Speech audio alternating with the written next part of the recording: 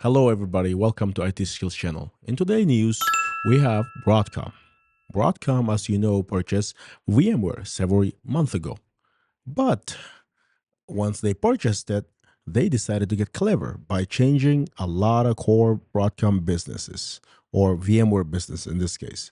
So, because of that, EU, who are very much the main voice for users, they take on anyone. They took on Microsoft, they took on Apple, they took on anyone. They're not afraid.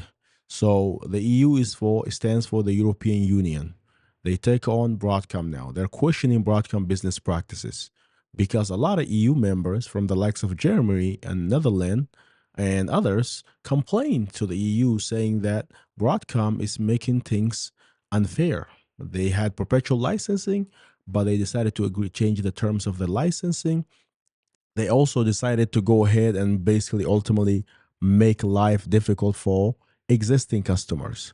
But knowing the history with the EU, they're always going to fight for the small guys. And Broadcom needs to know that EU is not going to give up. So in this case, article, it discusses that.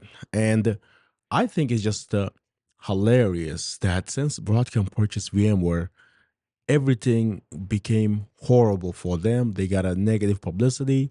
VMware got negative publicity. This was not a good marriage. In fact, far from it. And what does mean what does this tell you is that a lot of times when you're buying a business, do not change the core fundamental feature of the business quickly. In this case, what was VMware core fundamental of the business? It was their perpetual license, the attractive prospect. Everybody knew they could go ahead pay for a license once and they didn't have to worry about it. That's it. It was done and said.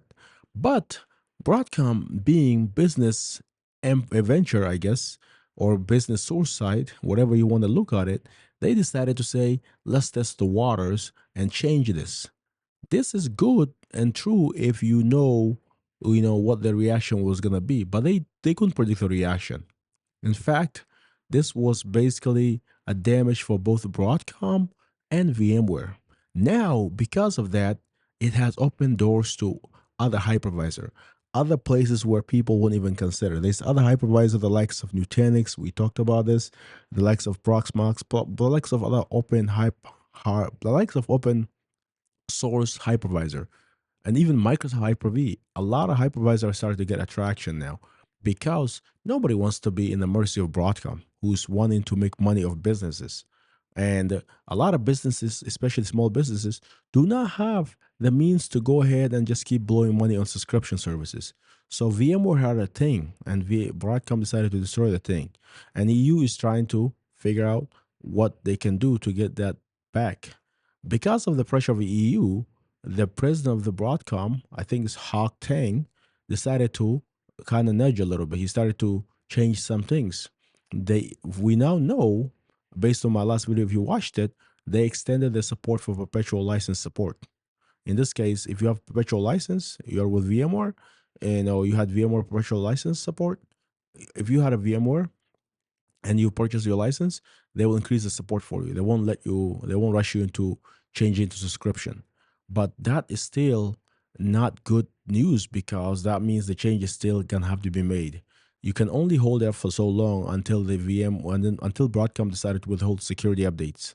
You don't want that until they start to withhold future updates, advanced updates, some futuristic updates for the hypervisor. In this case, ESXi is pretty much a dead hypervisor if Broadcom continues to wanting to get more money from VMware. They need to almost do what a lot of people do, figure out what works in the business and what doesn't work instead of changing everything at once. But they are rich for a reason and they make a lot of money for a reason. So this might be and then work out for them. But right now, everybody who I talk to is eager to get away from Broadcom, and they go even try something they wouldn't even consider. A lot of people were anti, let's just say Hyper-V, anti, Nutanix. Those people change their minds. They're not willing to try. In some ways, this gives customers, even end users, opportunity to learn the better hypervisor out there. Not everything is bad. Now, some news is going to be detrimental to you, but some news is going to make you expand your knowledge gap. In this case, a lot of people learning a new hypervisor. I made videos about Nutanix a couple months ago, before the purchase was made by Broadcom to VMware. It wasn't getting a lot of traction. But since then, I think my Nutanix videos are starting to do better, and so this shows you that people are willing to learn more. People wanted to try new things. So yeah, that's all I have for you.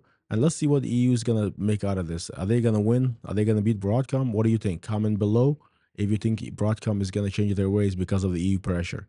Because the EU is relentless. They're not gonna give up. They will continue pushing for the ways of their customers. And their customers, they even had chance. They even forced Apple to change their charging from the standard Apple charging to USB-C.